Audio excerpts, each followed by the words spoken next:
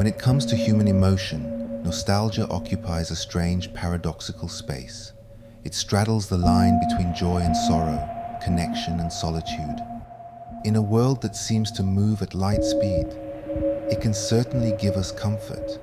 But are we at risk of getting so stuck in the past that we become resentful of the present and despondent about the future?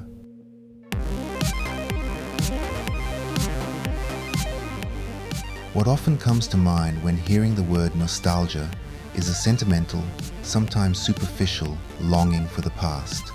Sometimes it's based on aesthetics, be it fashion, music, or video games.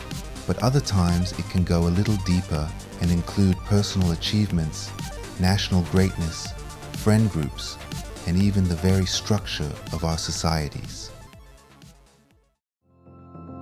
The origins of the word nostalgia trace back to a combination of two Greek words, nostos, meaning return home, and algos, meaning pain.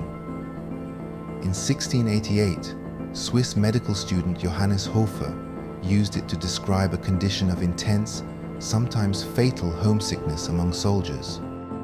Hofer's medical dissertation on nostalgia marked it as a diagnosable medical condition. Treatment methods varied widely at the time, from the application of leeches to the threat of burial alive, as a type of primitive shock therapy. But by the late 19th and into the 20th century, perceptions began to shift. Nostalgia transformed from a diagnosable medical condition to a psychological one. This evolution of understanding continued, and by the mid-20th century, researchers began to recognize nostalgia's positive aspects, acknowledging it as a universal experience, capable of comforting, connecting, and offering a sense of existential meaning. Understanding the full spectrum of this emotion prompts us to consider, how do we integrate nostalgia into our lives, ensuring its benefits while avoiding its pitfalls?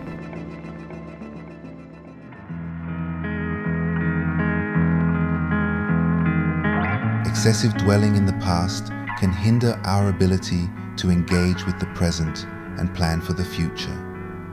Idealizing the past can skew our perception of the present, devaluing our current experiences and stunting our personal growth.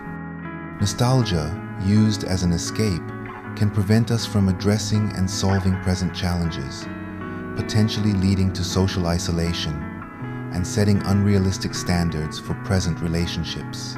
Moreover, nostalgia can have darker psychological effects, such as inducing depression and anxiety.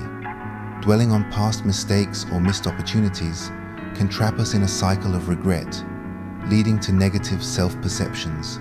Studies in cognitive neuroscience suggest that such rumination activates neural pathways associated with depressive thinking, indicating a biological basis for its potential impact on mental health. So perhaps the medical community in centuries gone by weren't completely wrong about nostalgic thinking.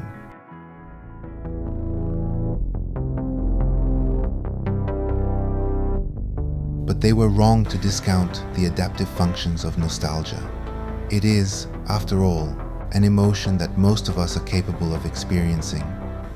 And such a widespread trait doesn't usually come without some evolutionary reason, the most basic of which is social bonding.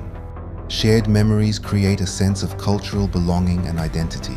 Traditions, music, historical events, all of these shared experiences and the nostalgic discussion of them can give us a sense of cohesion and connectedness that extends beyond our immediate social circle and generation. When we share and acknowledge these nostalgic emotions, it can increase empathy and strengthen bonds. It gives us a sense of common ground and continuity. Beyond the social aspects, a moderate dose of nostalgia can serve as a kind of psychological resource. It can be used to boost our mood and lift self-esteem, while also providing comfort during times of distress. This gives us a sense of stability and resilience during challenging and uncertain times. And while nostalgia is obviously associated with looking back, it can also serve as a catalyst for forward-looking motivation. We can be inspired by achievements and failures, It can give us confidence in the face of current obstacles. We can connect with the past and be creatively stimulated by drawing on these influences to inform future creations. We should leverage these reflections on the past, not just ruminate and dwell too much within them. We should ultimately utilize a strong sense of framing when dealing with nostalgia.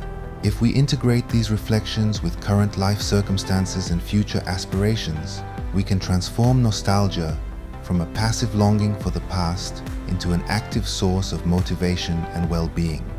Consider nostalgia as a personal lighthouse, a guiding beacon. We shouldn't focus too much on its beam while ignoring the waters around us, but instead use it for clarity, safety, and steering towards our future.